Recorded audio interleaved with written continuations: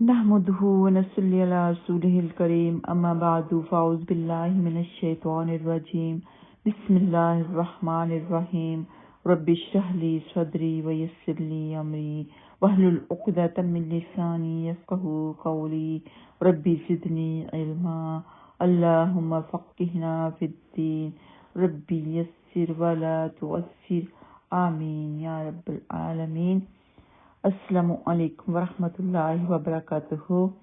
سورۃ البقرہ پڑھیں گے اور سب سے پہلے تفسیر، پھر تفسیر ترجمہ ہوگا۔ آیت نمبر ہے 102 اور 103۔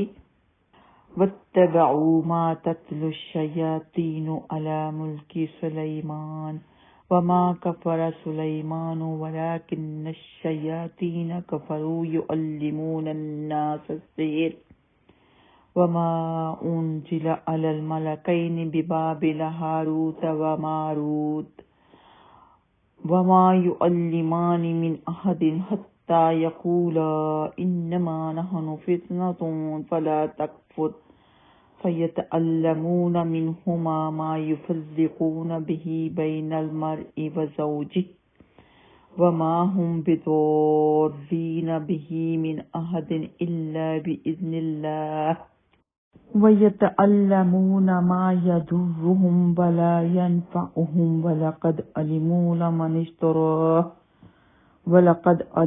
لَمَنِ اشْتَرَاهُ مَا لَهُ فِي الْآخِرَةِ مِنْ خَلَاقٍ وَلَبِئْسَ مَا شَرَوْا بِهِ أَنفُسَهُمْ لَوْ كَانُوا يَعْلَمُونَ وَلَوْ أَنَّهُمْ آمَنُوا وَاتَّقَوْا لَمَثُوبَةٌ مِّنْ عِندِ اللَّهِ خَيْرٌ لو کانوا یعلمون۔ فرمایا اور وہ اس چیز کے پیچھے لگ گئے جو شیاطین سلیمان علیہ السلام کے عہد حکومت میں پڑھتے تھے، اور سلیمان علیہ السلام نے کفر نہیں کیا، اور لیکن شیطانوں نے کفر کیا کہ لوگوں کو جادو سکھاتے تھے، اور وہ اس چیز کے پیچھے لگ گئے جو بابل میں 2 فرشتوں ہاروت اور ماروت پر اتاری گئی تھی۔ حالانکہ وہ دونوں کسی ایک کو نہیں سکھاتے تھے، یہاں تک کہ کہتے ہم تو محض ایک آزمائش ہیں، سو تو کفر نہ کر۔ پھر وہ ان دونوں سے وہ چیز سیکھتے جس کے ساتھ وہ مرد اور اس کی بیوی کے درمیان جدائی ڈال دیتے، اور وہ اس کے ساتھ ہرگز کسی کو نقصان پہنچانے والے نہ تھے مگر اللہ تعالیٰ کے اذن کے ساتھ، کہ جو کچھ بھی ہوتا ہے اللہ تعالیٰ کے حکم کے ساتھ ہوتا ہے۔ لیکن ان لوگوں نے ضرور کفر کیا جادو کے ذریعے۔ پھر وہ ان دونوں سے وہ چیز سیکھتے جس کے ساتھ وہ مرد اور اس کی بیوی کے درمیان جدائی ڈال دیتے، اور وہ اس کے ساتھ ہرگز کسی کو نقصان پہنچانے والے نہ تھے مگر اللہ تعالیٰ کے اذن کے ساتھ، کہ کچھ بھی ہوتا ہے چاہے کوئی جادو ہو، کچھ بھی ہو، اللہ تعالیٰ کا حکم ہو تبھی کسی کے اوپر اثر کرتا ہے، ورنہ کبھی نہیں کر سکتا۔ لیکن ہر موذی چیز سے بچنے کے لیے، ہر نقصان دہ چیز سے بچنے کے لیے اپنے اسباب بھی پیدا ضرور کرنے چاہیے، جیسے کہ آپ جادو سے بچنے کے لیے معوذات یعنی نماز کے بعد آخری تینوں کو ضرور پڑھا کریں، اور جادو ٹونے کے اثرات سے بچنے کے لیے، ہر پریشانی سے بچنے کے لیے صبح شام کے اذکار کی ضرور پابندی رکھیں، تو ایسے لوگوں پر انشاءاللہ تعالی اللہ تعالیٰ اپنی رحمت فرماتے ہیں، اور ایسے لوگوں پر جادو اثر نہیں کر سکتا کیونکہ انہوں نے اپنے ارد گرد پروٹیکشن کا احاطہ کر لیا۔ اور بعض جہاں لوگ جادو ٹونے کے پیچھے ضرور پڑے ہوتے ہیں تو اپنے جو بال ہوتے ہیں ان کو اس طرح نہیں پھینکنا چاہیے کہ کسی کا ہاتھ لگ جائے، یا آپ کے پہنا ہوا کپڑا نہ کسی کے ہاتھ لگ پائے۔ کسی کو دینا ہے تو دھو کے دیں تاکہ کوئی خدا نخواستہ آپ کے اوپر جادو نہ کر دے۔ ناخن، بال، پہنا ہوا کپڑا، یہ 3 چیزیں کسی کے ہاتھ نہیں لگنی چاہیے۔ فرمایا وَاتَّبَعُوا مَا تَتْلُو الشَّيَاطِينُ عَلَى مُلْكِ سُلَيْمَانَ۔ نبی پاک صلی اللہ علیہ وسلم کی تشریف آوری پر یہودیوں نے جاننے پہچاننے کے باوجود حسد اور عناد کی بنا پر آپ صلی اللہ علیہ وسلم کی پیروی سے انکار کر دیا، جیسے کہ پچھلی آیات میں گزر چکا۔ تو میدان میں وہ آپ صلی اللہ علیہ وسلم کا مقابلہ نہیں کر سکتے تھے، کیونکہ حق پر ہونے کا عقیدہ اور عمل ہی قوت کی بنیاد ہوتا ہے، جس سے ان کے ہاتھ خالی تھے۔ چنانچہ وہ ہر اس قوم کی طرح جو عقیدہ اور عمل کی قوت سے خالی ہوتی، جادو ٹونے اور عملیات کے پیچھے پڑ گئے اور ایسی تدبیریں ڈھونڈنے لگے جن سے کسی سے مشقت اور جدوجہد کے بغیر سارے کام بن جایا کریں، یعنی جادو وغیرہ۔ تو آیت میں اسی طرف اشارہ ہے کہ یہودیوں نے ان شیاطین سے وہ سیکھا جو جھوٹ تھا اور جسے انہوں نے سلیمان علیہ السلام کی طرف منسوب کر دیا تھا۔ اس طرح یہود نے انبیاء اور رسول کے علوم اور انوار کو چھوڑ کر شیاطین سے جادو سیکھا۔ فرمایا وہ لوگ ایسے علم کے پیچھے لگ گئے جو بابل شہر میں 2 فرشتوں پر علم نازل کیا گیا، یعنی ہاروت اور ماروت پر، جو جادو سے تھوڑا ہٹ کر تھا اور جسے عمل میں لانا بعض اوقات کفر تھا۔ وہ فرشتے بھی جو علم انہیں دیا گیا تھا وہ کسی کو نہیں سکھاتے تھے جب تک کہ یہ نہ کہہ دیتے کہ ہم تو محض ایک آزمائش ہیں۔ اللہ سبحانہ تعالیٰ نے ان کو لوگوں کی آزمائش کے لیے بھیجا تھا کہ کون کفر کرتا ہے، کون نہیں کرتا، کون ثابت قدم رہتا ہے، کون جادو سیکھتا ہے۔ تو کہنے لگے لہٰذا تم اس علم کو سیکھ کر کفر نہ کرو، مگر یہود کے اندر اتنی بری عادات تھیں کہ ان کا یہ حال تھا کہ ان سب باتوں کے باوجود بھی وہ علم سیکھتے تھے، فرشتوں سے وہ باتیں سیکھتے تھے جو سراسر نقصان پہنچانے والی تھیں، جنہیں عمل میں لے کے آنا کفر تھا۔ وہ فرشتوں سے وہ چیزیں سیکھتے تھے جن کے ذریعے یفرقون بہ بین المرء وزوجہ، کہ وہ مرد اور اس کی بیوی کے درمیان جدائی ڈال دیتے تھے۔ حالانکہ حقیقت یہ ہے کہ وما ہم بضارین بہ من احد الا باذن اللہ، اللہ سبحانہ تعالیٰ کی اجازت کے بغیر کوئی کچھ نہیں کر سکتا۔ اس سے یہ پتہ چلتا ہے کہ جادو ہو جاتا ہے۔ حدیث کی کتابوں میں آتا ہے کہ نبی پاک صلی اللہ علیہ وسلم پر بھی جادو کیا گیا۔ جادو کا اثر ہوتا ہے لیکن یہ تب ہوتا ہے جب اللہ تعالیٰ چاہتا ہے۔ وما ہم بضارین الا باذن اللہ۔ ایک مسلمان کا یہی عقیدہ ہونا چاہیے کہ اللہ فرماتے ہیں، یہ یہود اس بات کو جانتے تھے۔ اللہ فرماتے ہیں، اللہ نے کہا ہے کہ میرے حکم کے بغیر کسی کے اوپر جادو کا اثر نہیں ہوگا۔ یہ یہود اس بات کو جانتے تھے کہ جس نے بھی یہ جادو سیکھا، جس نے بھی یہ جادو کیا، اس کام میں جو پڑا اس کے لیے آخرت میں کوئی حصہ نہیں ہوگا، لیکن اس کے باوجود انہوں نے یہ کام کیا۔ کاش کہ وہ ایمان لے آتے جس طرح ایمان لانے کا حق تھا، یہ ڈر جاتے، یہ ایسے کام نہ کرتے۔ اسلام نے جادو سیکھنے اور اس پر عمل کرنے کو کفر قرار دیا ہے اور اسے کبائر میں شمار فرمایا ہے۔ سیدنا ابو ہریرہ رضی اللہ تعالیٰ عنہ بیان کرتے ہیں کہ رسول اللہ صلی اللہ علیہ وسلم نے فرمایا، 7 ہلاک کر دینے والے گناہوں سے بچو۔ صحابہ نے پوچھا، اے اللہ کے رسول وہ کون کون سے گناہ ہیں؟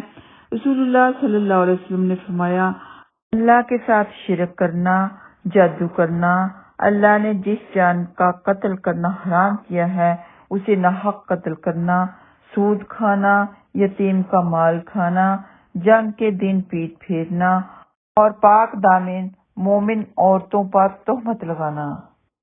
یہ بخاری میں موجود ہے، مسلم میں بھی موجود ہے۔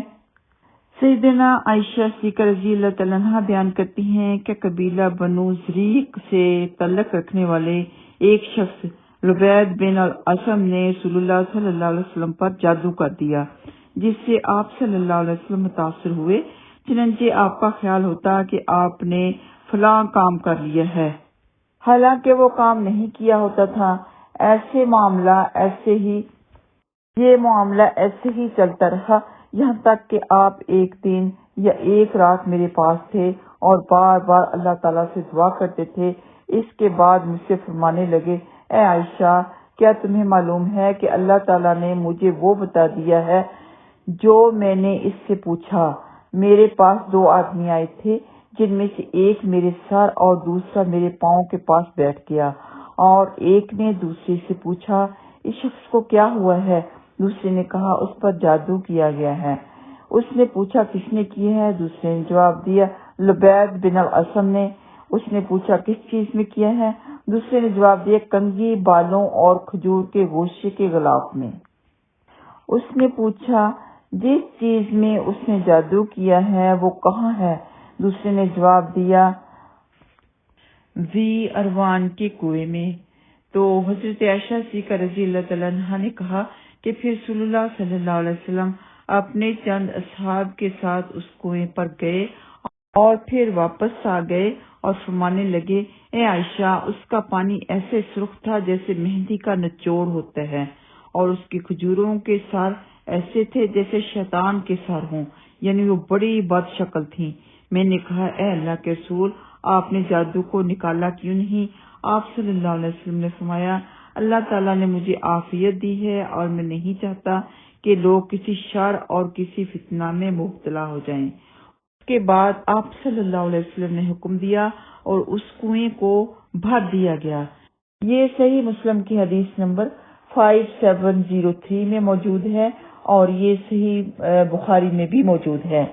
سیدنا ابن عباس رضی اللہ تعالیٰ عنہما کہتے ہیں کہ رسول اللہ صلی اللہ علیہ وسلم نے فرمایا، جس نے ستاروں کا علم سیکھا گویا اس نے جادو کا ایک حصہ سیکھ لیا، پھر وہ ستاروں کے علم میں جتنا آگے جائے گا اتنا اس کے جادو کے علم میں اضافہ ہوتا جائے گا۔ یہ ابو داؤد میں موجود ہے۔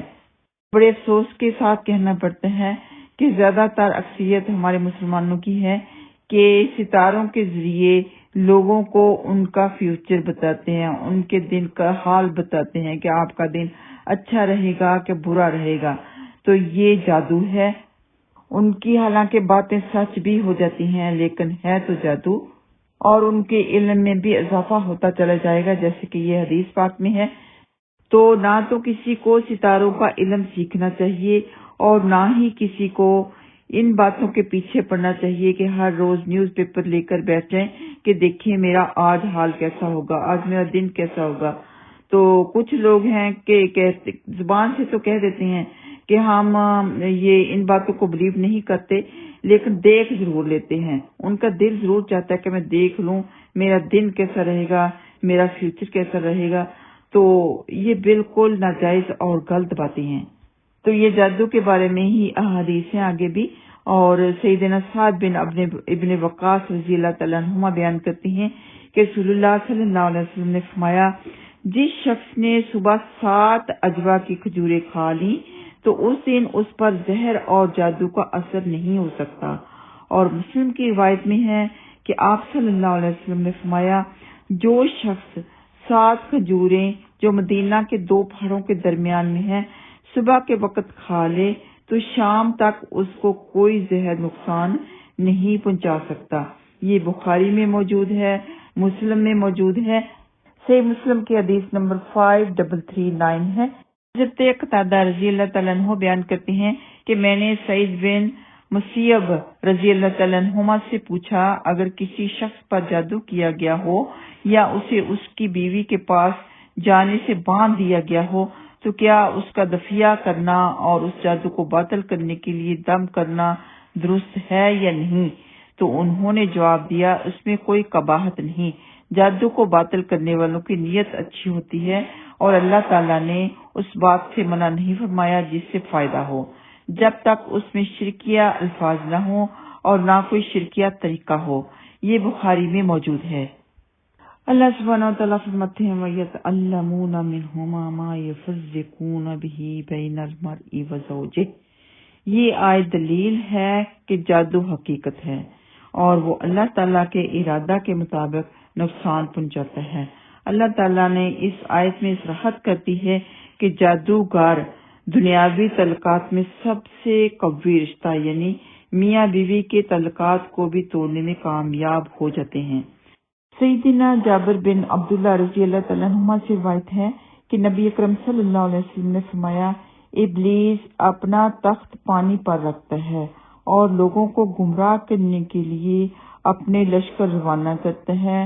شیطان کے دربار میں سب سے زیادہ تقرب اسے حاصل ہوتا ہے جو لوگوں کو سب سے زیادہ فتنہ اور فساد میں مبتلا کر دے۔ مثلا ان میں سے ایک آ کر کہتے ہیں کہ میں نے یہ کیا، ابلیس کہتا ہے نہیں، تجھ سے کچھ نہیں بن پڑا۔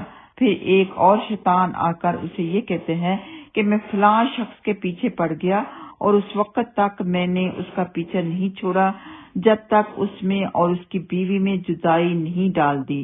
تو ابلیس خوش ہو کر اسے اپنے قریب کر لیتا ہے اور کہتا ہے ہاں واقعہ تو نے بڑا کارنامہ سر انجام دیا ہے، کہتا ہے کہ تم سب سے زیادہ بہتر ہو، بہت خوش ہوتا ہے۔ تو حضرت عمش رضی اللہ تعالیٰ عنہ نے کہا کہ میرا خیال ہے کہ ابو سفیان طلحہ بن نافع نے کہا، پھر وہ اسے اپنے ساتھ لگا لیتا ہے، یعنی گلے لگا لیتا ہے یا پھر ساتھ لگا لیتا ہے۔ یہ صحیح مسلم کی حدیث نمبر 7106 میں موجود ہے اور صحیح بخاری میں بھی موجود ہے۔ آئیے آتے ہیں لفظی ترجمہ کی طرف۔ اتبعو، اور ان سب نے اتباع کیا، ان سب نے پیروی کی، ماں اس کی جو تتلو پڑھتے تھے۔ تتلو کا ترجمہ آپ کو اس طرح یاد رہے گا جیسے کہ ہم کہتے ہیں نا تلاوت، تو تلاوت مطلب ہوتا ہے پڑھنا، تو یہاں پر بھی تتلو پڑھتے تھے۔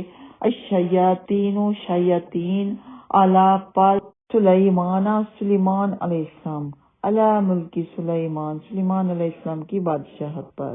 وما، اور نہیں، کفر، کفر کیا، سلیمان، سلیمان علیہ السلام نے، ولیکن، اور لیکن، الشیاطین، سب شیاطین نے، کفروا، کفر کیا، یعلمون، وہ سب سکھاتے تھے، الناس، لوگوں کو، السحر، جادو، وما، اور نہیں، انزل، جو نازل کیا گیا، پر، الملکین، دو فرشتوں پر، الملکین، دو فرشتوں پر، ببابل، بابل میں، ہاروت، ہاروت، وماروت، اور ماروت پر، وما، اور نہیں، یعلمان، وہ دونوں سکھاتے تھے، من احد، کسی ایک کو، حتیٰ کہ، یہاں تک کہ یقولا، وہ دونوں کہہ دیتے، انما، بے شک، صرف، نحنو، ہم، فتنۃ، آزمائش ہیں، فلا، پس نہ، تکفر، تو کفر کر، تو مت کفر کر،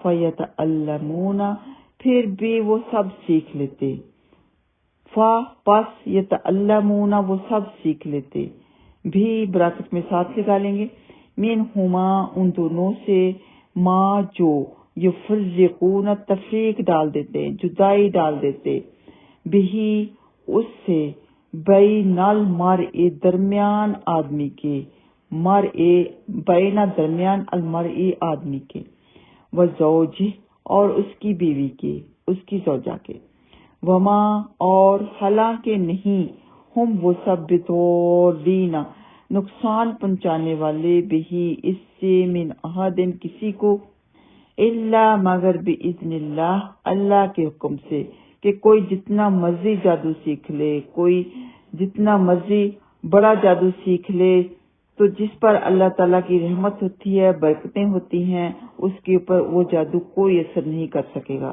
رحمتیں، برکتیں کس پر ہوں گی؟ جو زیادہ سے زیادہ اذکار کرے گا، زیادہ قرآن پاک پڑھے گا، نمازوں کی پابندی کرے گا، نماز کے بعد کے اذکار کرے گا، صبح شام کے اذکار کرے گا، اور یتعلمون، وہ سب سیکھتے ہیں، ما، جو، یضرہم، وہ انہیں نقصان نہیں دیتا، ولا، اور نہ ہی، ینفعہم، وہ انہیں نفع دیتا ہے، کہ ایسی چیز سیکھتے ہیں جو ان کو نہ تو نقصان دے نہ نفع دے، لیکن لوگوں کو ضرور نقصان پہنچا دیتی ہے، دنیاوی نفع نقصان ان کو کوئی نہیں ہوتا۔ وَلَقَدْ، اور البتہ تحقیق، عَلِمُوا، ان سب نے جان لیا، لمن، البتہ جو، اشتراہ، اسے خریدے، لمن اشتراہ، اسے خریدے، لمن، البتہ جو، اشتراہ، اسے خریدے، ما لہو، نہیں ہے اس کے لیے، پھر آخرات، آخرت میں، فی میں، الآخرات، آخرت، پھر آخرات، آخرت میں، من خلاق، کوئی حصہ، ولا بئس، اور البتہ برا ہے، ولا، اور یقیناً، بئس، برا ہے، ما، جو، شرو، ان سب نے بیچا، بھی، اس کے بدلے، انفسہم، اپنی جانوں کو، لو، کاش، کانو، وہ سب ہوتے، یعلمون، جانتے، ولو، اور اگر، انہم، بے شک وہ، آمنو، سب ایمان لے آتے، واتقوا، اور وہ سب پرہیزگار بن جاتے، لمثوبۃ، یقیناً وہ ثواب ہوتا جو، من عند اللہ، اللہ کی طرف سے ملتا ہے، خیرون بہتر ہے، لو کاش کانو وہ سب ہوتے، یعلمون جانتے۔ تو جادو سیکھنا اور سکھانا کفر ہے اور یہ کبیرہ گناہ ہے۔ وآخر دعوانا ان الحمدللہ رب العالمین۔ السلام علیکم ورحمۃ اللہ وبرکاتہ۔